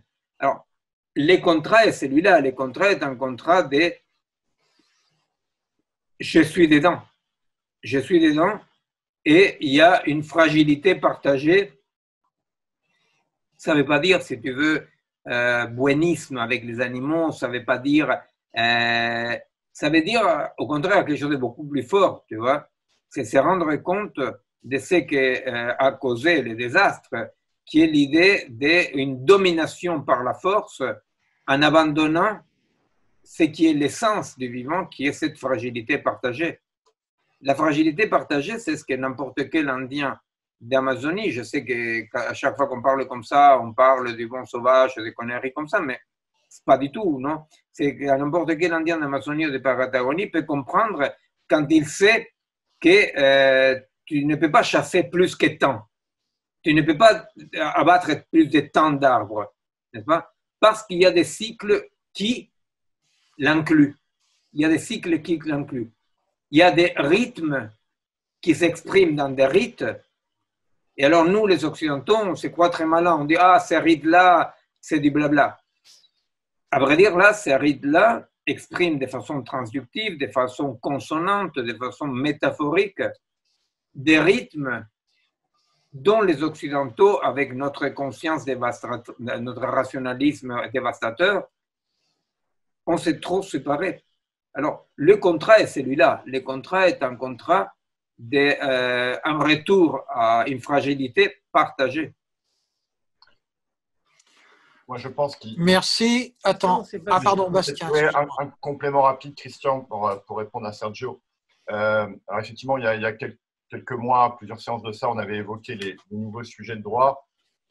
Alors, je pense que je ne sais pas jusqu'à quel point aujourd'hui c'est vraiment un terrain qui est exploré, parce que c'est vrai que c'est un sujet qui est tout de suite pris dans des débats, on va dire, un petit peu anciens, en tout cas pris dans des termes idéologiques un peu anciens, et ce n'est pas toujours extrêmement, effectivement, je trouve représentatif de l'enjeu aujourd'hui autour de l'émergence de ces nouveaux sujets de droit. On avait notamment évoqué Marie-Angèle Hermite qui a fait un travail, il me semble, en tout cas particulièrement intéressant, et sur la jurisprudence européenne. C'est-à-dire que on sait effectivement, il y a eu des déclarations assez tonitruantes de certains pays qui ont reconnu comme sujet de droit, hein, on sait des fleuves, des montagnes, voilà. Alors, évidemment, il y a une dimension un peu symbolique dans ces initiatives, mais le travail de Marie-Angèle Hermite, elle va vraiment être dans ce travail de jurisprudence des tribunaux en train de produire la justice. C'est-à-dire, on n'est même pas au niveau législatif. Hein. Aujourd'hui, en France, il y a effectivement des textes de loi qui reconnaissent que les animaux sont doués d'une sensibilité, qui peuvent souffrir, qui peuvent aimer, qui peuvent s'attacher. Donc ça, il y a effectivement une avancée législative, mais elle a regardé vraiment ce qui se fait dans la production de la justice par les tribunaux au quotidien. Et ce qui est extrêmement intéressant de voir, c'est que finalement, lorsque les tribunaux vont finalement reconnaître des qualités proprement humaines à des animaux pour juger des situations, c'est pas dans une forme de déclaration politique, c'est pas non plus des biologistes qui disent mais oui, les animaux ont une conscience, donc non, c'est parce que finalement ils sont confrontés à une forme de non-savoir, c'est-à-dire qu'il y a une forme d'incapacité du paradigme ancien il est confronté à une sorte d'impensable, il devient un peu inopérant devant la complexité des situations. Et quand on regarde par exemple effectivement les situations sur lesquelles sont amenés à juger les tribunaux, on voit bien que là, l'émergence de ces nouveaux sujets de droit, c'est bien parce que le paradigme ancien les anciennes taxonomies, finalement, deviennent inopérantes. Pas inopérantes dans le sens d'une efficacité juridique, deviennent inopérantes dans la production de sens. Voilà. Et c'est extrêmement intéressant de regarder dans le détail cette production de justice au quotidien, parce qu'on voit bien que c'est pas du tout, c'est vraiment finalement une sorte de confrontation à la complexité. Lorsqu'on voit certaines situations où des espèces protégées sont menacées par la construction d'une marina en Espagne, on voit bien comment effectivement là, ce dont on parle, c'est bien de l'intrication des écosystèmes, de la complexité. On voit bien que là émergent effectivement deux nouvelles taxonomies à travers lesquelles il y a une redistribution des qualités qui jusque-là étaient exclusivement accordées au sujet humain. Et au passage, le fait d'accorder une personnalité juridique aux animaux, d'un point de vue juridique, est absolument sans aucun problème, puisque ça fait déjà, je dirais, des décennies que les entreprises ont une personnalité juridique. Et pour autant, effectivement, ce n'est pas des individus, ce n'est pas des personnes humaines. Oui, juste, vous savez qu'avant la modernité en Europe, il était tout à fait normal, ce qu'on nomme le Moyen-Âge, était tout à fait normal de juger un loup ou de juger un animal, ou en Chine, dans des pays des cultures plus animistes, juger une montagne, par exemple, n'est-ce pas? Donc, ce n'est pas que pour l'humanité c'est une grande nouveauté. La différence, c'est qu'effectivement, j'imagine que certains parmi vous ont déjà fait la réflexion depuis le temps qu'on parle, que ce que Mancuso a opéré comme porosité dans la division animale-végétale, vous comprenez bien que ces retours de l'humain au sein du contexte impliquent aussi une porosité dans cette grande différence que la modernité faisait entre animal et humain. Hein? C'est-à-dire que exactement ce qui est en train d'arriver. Hein? C'est-à-dire que quand la neurophysiologie avance, quand les neurosciences avancent, quand un cerveau étudie un cerveau et détermine les surdéterminations, connaît les surdéterminations des cerveaux, etc. Qu'est-ce qui est en train de se passer? Ce qui est en train de se passer, mais que c'est un peu plus difficile de nommer, parce que là, alors là, ça touche un fort ancrage et un peu le narcissisme humain, c'est que la même porosité que Mancuso se trouve entre animal et végétal, aujourd'hui, partout, commence à exister cette porosité. Et porosité, ça ne veut pas dire extension de la division. Et qu'il y ait une porosité entre animal et humain ne veut absolument pas dire un mépris par rapport à la singularité de la culture. Ça ne veut pas dire qu'on naturalise la culture ou quoi que ce soit. Il reste la culture comme une dimension avec sa singularité. Simplement, on est en train d'assister à ça. Et ce que nous disons clairement, juste pour rappeler, nous disons, ce n'est pas l'homme étanche à la nature qui pourra cohabiter avec la machine. Nous disons, c'est justement cet homme réindividué autrement, donc dans cette porosité animal-humain, qui pourra intégrer organiquement la machine. Non? Ok, j'ai 3 demandes d'intervention, donc je vais en lire 2 et je passerai la parole à une troisième. Le premier, c'est D. Benoît 1. Ensuite, on passera la parole à Hugo et après à Lémi Schmuch. Alors, pour ce qui concerne D. Benoît 1, bonsoir. Ma question, certes un peu simpliste, la délégation massive des fonctions entraîne un appauvrissement du cerveau. On assiste aujourd'hui à un abêtissement médiatique généralisé. La digitalisation pourrait donc accroître encore cet abêtissement. Si ça continue, et il semble que ce soit bien parti, que serait l'aboutissement de cet abêtissement généralisé? Bon, j'ai eu quelques pistes de réponse. Miguel? Alors, écoute Benoît, bonsoir. En réalité, nous pouvons voir ça dans les travaux qu'on a fait nous-mêmes de recherche par rapport à rapport cerveau-machine digitale. Ce qui se passe, c'est qu'effectivement, quand tu prends un enfant et plutôt que l'apprendre à penser, à réfléchir, l'apprendre à faire une racine carrée, des choses très concrètes, on a pris comme élément de recherche. Quand tu ne l'apprends pas à faire ces opérations-là, mais tu l'apprends à appuyer sur un bouton pour avoir la réponse, tout ce qui se passe à niveau neuronal, à niveau matériel, donc, c'est que l'architecture du cerveau ne se complexifie pas. N'est-ce pas? C'est-à-dire que là, il n'y a pas une simplification dans les cas des enfants, il y a une non-complexification. Alors, la question est toujours, mais à quoi ça sert de savoir faire une racine carrée? Ça sert, grosso modo, à rien. N'est-ce pas?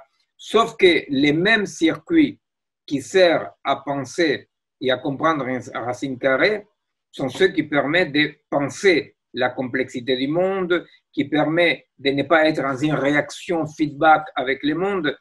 Donc oui, effectivement, si nous ne sommes pas capables, en nous en général, non, si il ne commence pas à émerger des pratiques d'hybridation avec la machine, comme on disait, si la colonisation continue, ce qui se passe, c'est qu'il y aura un affaiblissement très très grand de la capacité d'agir des humains, accompagné d'une grande destruction qui va continuer de l'écosystème. Moi, personnellement, pour le dire comme ça, tout en étant quelqu'un de très engagé, qui ne baisse pas la garde comme vous voulez, n'est-ce pas? Moi, personnellement, je pense que on est dans une situation mais hyper inquiétante, avec un noyau obscur à l'horizon absolument indécrottable, illisible, et que nous devons accepter qu'il y a un noyau obscur là, qu'aucune théorie, aucune idéologie pourra déplier ça. Au contraire, nous devons apprendre à vivre pendant peut-être longtemps avec cette épée de Damoclès géante qui est là de la menace, et malgré tout, essayer de voir comment on peut construire. La vérité, c'est que nous ne faisons pas autre chose que tenter de chercher de quel côté on peut construire des petits trucs sous la menace. C'est-à-dire que là, alors là-dessus, oui, c'est drôle parce que j'ai fait une série de conférences, un séminaire pour l'Italie, pour la Fondation Feltrinelli sur la complexité.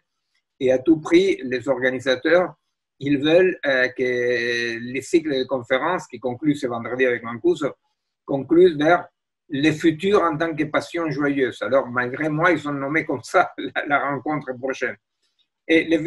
Alors, ils disent comment la science pourra maîtriser la machine et comment la science pourra résoudre les problèmes. Mais ce sont des bêtises. Sont des bêtises. La vérité, c'est que quiconque tourne le dos pour essayer d'être optimiste au noyau obscur qui nous menace devient encore plus impuissant, voire complice de la destruction. Alors, ce n'est pas d'une gaieté folle, mais la vérité, c'est que je ne sais pas comment on ne peut pas aujourd'hui regarder un enfant sans se poser la question horrible de mais dans quel putain de monde va vivre, hein? Hugo, si tu peux ouvrir ton micro, la parole est à toi.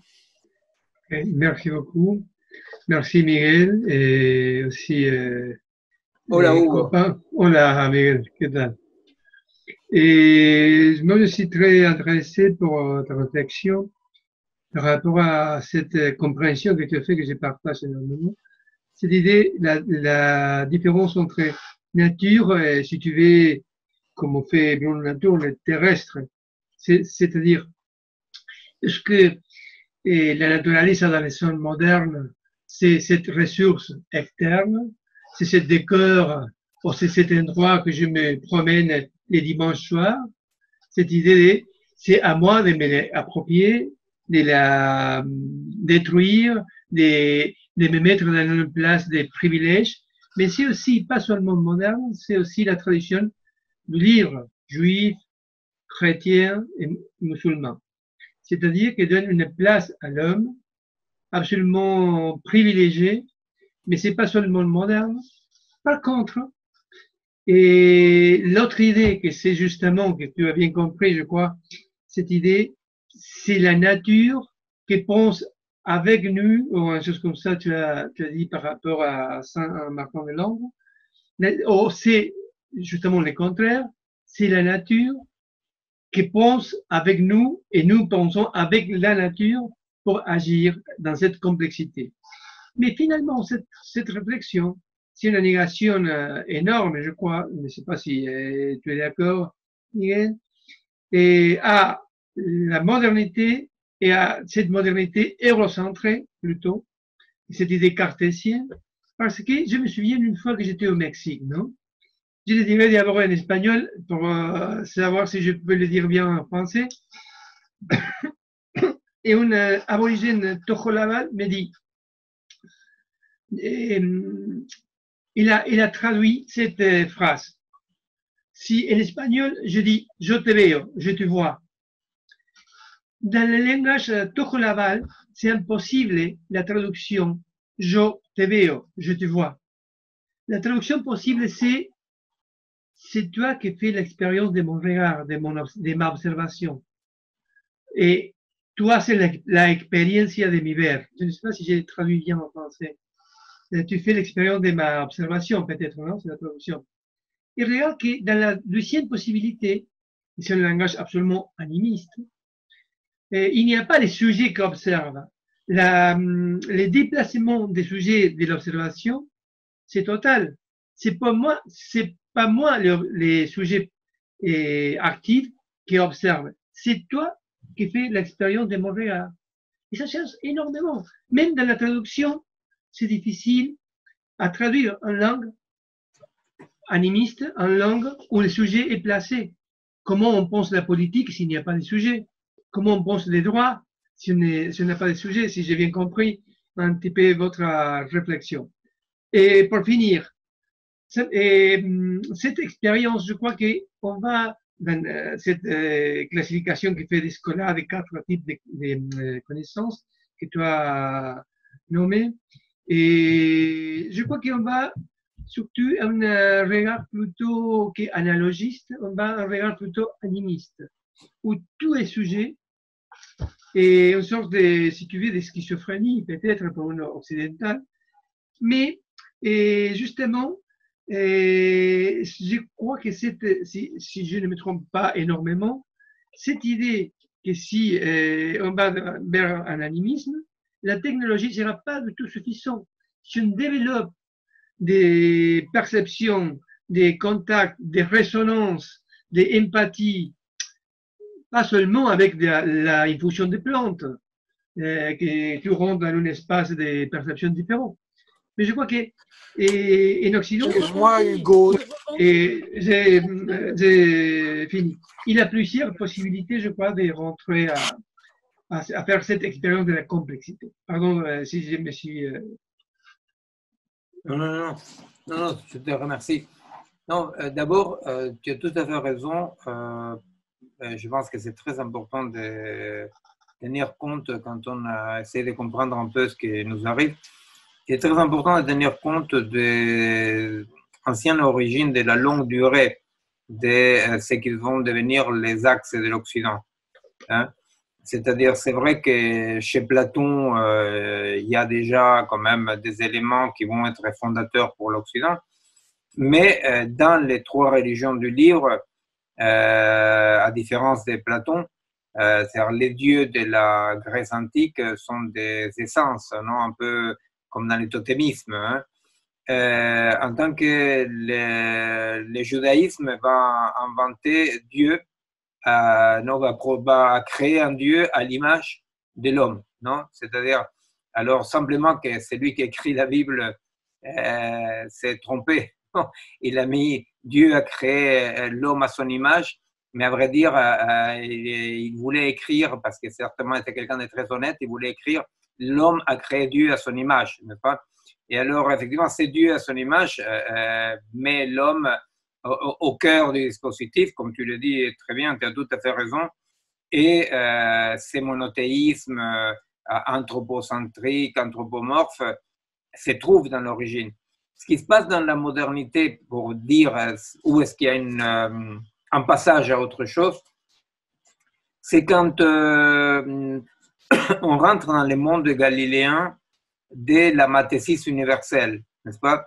C'est-à-dire que dans le monde de la Bible, il n'y a pas l'homme, il est exclu du paradis, n'est-ce pas? Mais il n'est pas exclu de l'ensemble. Au contraire, il est jeté dans l'ensemble des vivants. En tant que dans le monde de la modernité, la mathésis universelle de Galilée met l'homme face à un tas de connaissances à travers lesquelles il croit pouvoir maîtriser le monde, mais qui sont des connaissances toutes à partir de Galilée lui-même, qui sont des abstractions par rapport au monde réel. C'est-à-dire qu'à partir de Galilée, il y a une rupture avec les principes de référence de toute connaissance. Ne serait-ce que par le fait de que si tu balances d'en haut de la tour de Pise une pierre et une feuille, ben, elles ne tombent pas au même moment. C'est-à-dire que la mathésis et le monde de Galilée est un monde dans lequel les phénomènes doivent se passer du contexte, non? Doivent être coupés du contexte. Et alors, en revanche, moi, comme toi, je pense que du tout, tu vois, surtout en tant que latino-américain, on n'a pas du tout la tendance à penser les bons sauvages ou des trucs comme ça. On a plutôt une proximité avec nos compatriotes issus de cultures originaires, comme on dit. Et on voit qu'effectivement, il y a quelque chose là qui, dans tous les cas, est très intéressant de voir comment l'humanité peut vivre dans cet autre rapport, celui que tu expliques très clairement, là, de cette culture mexicaine, dans lequel je ne te vois pas, mais c'est toi qui expérimentes mon regard. C'est-à-dire, c'est ces liens-là qui donnent un être partagé, parce qu'il n'y a ni toi ni moi, il y a un regard que, si tu ne l'expérimentes pas, n'existe pas. Et de ce point de vue-là, bon, juste pour finir avec, c'est très intéressant ce que tu dis, pour le continuer plus tard, n'est-ce pas?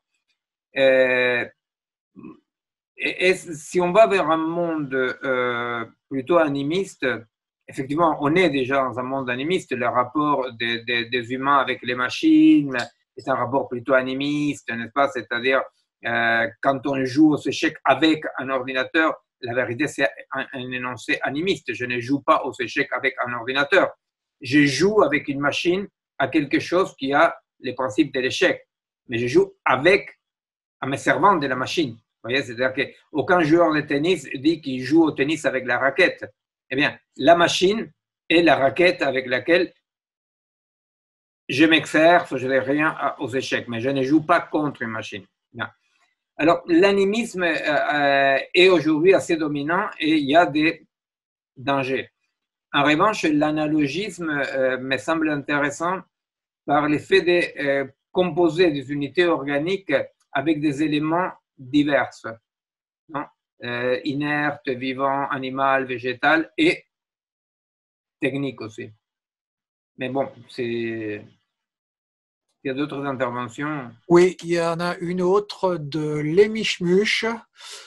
Je pense qu'il est là, mais bonsoir Miguel et Bastien. Je sais que vous êtes toujours méfiants face aux avant-gardes qui émergent dans le paradigme de l'homme producteur de l'histoire. Mais vous parliez de la nécessité de changement de pratiques radicales qui interrogent la réalité avec plus de profondeur, menée par des artistes, chercheurs, personnalités. Mais cela ressemble également à une certaine avant-garde, avec un point d'interrogation. Si je comprends ce que tu dis, je comprends très bien ce que tu dis, mais la figure de l'avant-garde est la figure du groupe qui est en rupture, qui doit être suivi. L'avant-garde doit être suivi par le peloton, non, comme dans les Tours de France. C'est le groupe qui s'échappe et les pelotons. Dans la conception que quelque part une certaine tradition libertaire avait pigé ça de notre point de vue, des minorités agissantes, pour dire comme ça, la modification et l'influence de la modification dans la réalité à travers cet aller-retour maille-réalité n'a pas besoin du peloton, pour dire comme ça. N'est pas une avant-garde dans le sens qu'elle n'est pas là pour orienter des pratiques. Ce sont ces pratiques-là qui modifient la réalité, n'est-ce pas? C'est-à-dire, pour donner une idée toute bête et très claire de ce que nous pensons, à tort, à raison, c'est que, par exemple, quand on cherche un vaccin, les groupes de recherche des vaccins n'est pas une avant-garde, parce qu'on n'espère pas que tous les humains demain seront des chercheurs en biologie. C'est un groupe qui travaille dans un certain rapport avec la réalité, qui change la réalité. Donc, nous pensons que les nouveaux modes d'intervention dans ce qu'on appelle politique, les nouveaux modes d'action sociale, aussi sont plutôt à penser dans ce sens-là. Des groupes qui influencent, produisent de la nouveauté, des modes multiples, contradictoires, et qui changent cette réalité en permanence, mais qui ne sont pas une avant-garde dans le sens qu'ils ne prétendent pas, ni ont pour vocation, orienter la masse dans un sens ou dans l'autre. Ce sont des changements objectifs, des changements en soi, qui vont changer la réalité et par rapport auxquels les restes des gens qui ne sont pas dans ces pratiques-là ont une fonction de régulation du changement, ont une fonction de régulation parce qu'elles accompagnent, parce qu'elles résistent, parce qu'elles les modifient, n'est-ce pas? Mais c'est dans ce sens-là que nous abandonnons toute pensée d'avant-garde, dans le sens que l'avant-garde va intimement liée pour nous quand même à l'idée du sens de l'histoire et des progrès. Et pour nous, il y a des pratiques multiples, contradictoires, sans aucune transcendance historique que ce soit. L'avant-garde reste très liée, il me semble, à l'idée d'un universalisme abstrait. Alors c'est vrai que les pratiques dont on parle sont des pratiques qui agissent par et pour les situations, c'est-à-dire plutôt dans cette idée d'un universalisme concret. Okay, une réaction rapide, les Michmuch. Merci. J'ai eu les réponses ou les pistes, en tout cas, que je voulais. Je vous remercie. Parfait. Vous pouvez conclure, Bastien et Miguel. Écoutez, la vérité, c'est que la conclusion est plutôt une invitation. Hein. C'est-à-dire, nous, comme un tas d'autres pratiques qu'on mène à droite, à gauche, que ce soit des recherches, que ce soit des productions, que ce soit des interventions. La vérité, c'est que ce que nous souhaitons, c'est que d'une façon réaliste, pas ambitieuse, avec une humilité pas triste, ces séminaires ce soit un lieu dans lequel justement on puisse dans un ensemble continuer à produire un tout petit peu quelques pistes, à constater des pistes. C'est pour ça que je disais que l'année prochaine, l'idée qu'on avait par rapport au travail était plutôt liée à l'idée de aussi essayer d'identifier les différentes pratiques qui étaient en train d'accompagner la formation du nouveau paradigme. N'est-ce pas? Et tout ça, pourquoi? Tout ça, tout simplement dans un intérêt ni universitaire, ni académique, mais dans un intérêt, alors là, oui, d'engagement, hein, dans lequel on se dit, aujourd'hui pour aujourd'hui, les pratiques ne doivent pas avoir comme préoccupation centrale le côté extensif. Le côté extensif est important, mais l'exigence actuelle est l'intensivité. C'est-à-dire, nous devons essayer de comprendre et de produire les instruments les plus appropriés, donc les idées adéquates les plus appropriées, capables d'assumer les défis de la complexité. Alors, c'est plutôt une invitation. C'est plutôt une invitation à travailler ensemble. C'est un souhait de continuer à travailler ensemble et de vous demander aussi de faire parvenir, comme on fait normalement à travers Christian ou directement avec moi, avec Bastien, des idées de comment continuer et aussi des idées d'autres interventions parallèles possibles.